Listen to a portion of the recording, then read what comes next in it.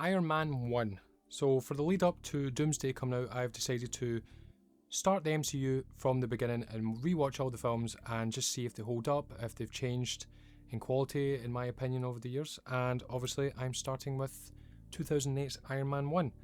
And honestly, this film holds up. It's still fantastic. And I would probably say it is easily top 10 MCU films, maybe top 5. It is so fantastic. The thing that really struck me, like going back and watching the first one, is just how tonally it is different. It is so different. Because nowadays, if somebody was to say to you, oh, that film's a bit Marvel, it's a bit Marvel-esque, it's a bit Marvel-y, we generally know what they're talking about. It's like, oh yeah, the colour and the lighting's just very flat and bland looking. The characters are all quippy, everyone's trying to be funny. Like, we know what they mean when we say Marvel-y. You can't really say that about Iron Man. The cinematography in this film, great. Some of the shots they have, absolutely fantastic. There's colour. There's actual nice saturated colour in this film. The reds really pop, the gold really pops. The shadows, there's good lighting. The shadows are nice and dark. The lights are nice and contrasting. The lights actually have different colour and warmth to them. It's actually really good. It actually looks like a film. The aspect ratio, something I've never noticed before, actually changes. When there's action scenes, anything to do with Iron Man, the aspect ratio will actually get a bit taller, almost to say like, oh, this character's so big and powerful, we need to increase the frame to compensate for that, which is really cool and a really cool touch, and I really liked it. Yeah, just tonally wise, it's just great. It was just such a breath of fresh air just having that. Yes, Tony Stark is there, doing his sort of quippiness and being funny, but that's not every single line. He has his sort of sincere moments and moments of reflection and stuff like that, and it really brings the character to life, which, again, we've been saying it for years. Robert Downey Jr., perfect casting, absolutely perfect casting as Tony Stark.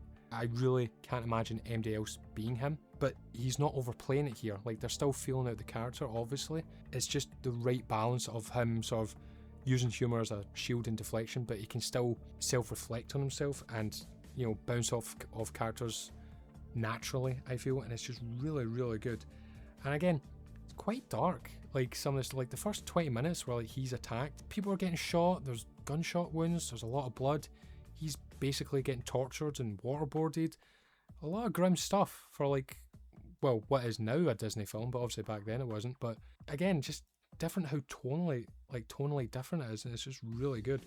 The action's still very good, the CGI is still very good, the sets, it's actual sets that they use, which is really good as well. All the acting's really good, like I've said, Robert Downey Jr. as well, but obviously all the other characters we have in there, Pepper Potts, Obadiah Stane, Colonel Rhodey, which I'm just going to say right here, I might be in the minority, but I have always preferred Terrence Howard as Rhodey compared to Don Cheadle. Now, I don't know if that's because I saw him first, and I'm not saying that Don Cheadle did a bad job going forward, but I don't know, I just, rewatching this really sort of cemented it. Tony and Rhodey's sort of friendship really felt more real and sincere in this film compared to when Don Cheadle took over. It just made me feel really bad, because now we're hearing the stories now of how Terrence Howard's kind of got screwed out of being in the MCU. You know, they asked him to take a pay cut, and he's like, no, we made like so much money, and they're like, okay, we'll get somebody else. And I feel kind of bad for him now. At the same time, maybe it was a good choice, seeing how kind of crazy he's went in recent years. But then again, maybe he went crazy because of that. My first memory was almost like when you're dreaming and you're falling, and you hit the bottom and you wake up. Mm-hmm. That was my first memory, but I didn't wake up here. I was inside my mother's womb. And I was about maybe 6 months inside the womb. Again, we got Stan Lee cameo. This was not the start of the Stan Lee cameos, but, you know, this was it.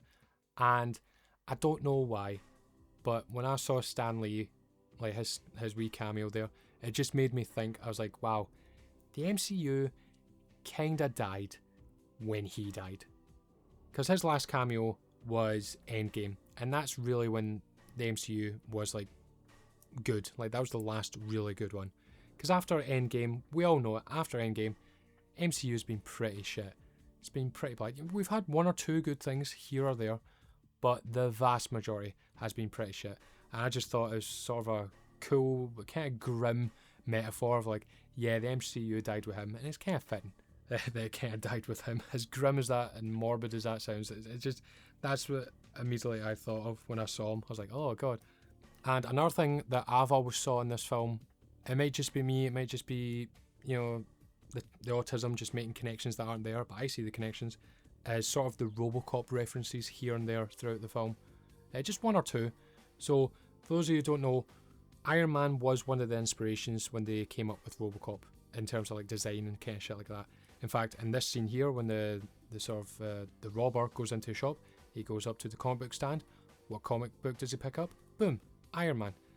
And then later on in film, when RoboCop's saving the mayor, he does this shot.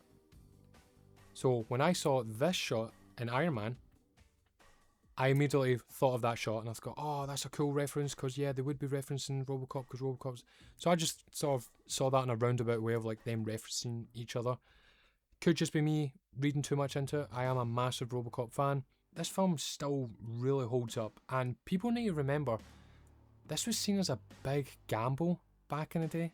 But this came out in 2008. Marvel were like, right, we're going to make our own films, and the first film we're going to do is Iron Man. And everyone was sort of like, Iron Man? Why are you doing Iron Man? Now, obviously, the reasons for that was because Marvel, before they made their own studio, they sort of sold the rights to all these other studios. So Fox had the X-Men and the Fantastic Four, Universal had the Submariner and Hulk, obviously Sony had Spider-Man. So they had to work with what they had left. And when they said Iron Man, and they released the sort of first image, this image, it was like, oh, wow, it looks really good. But why Iron Man?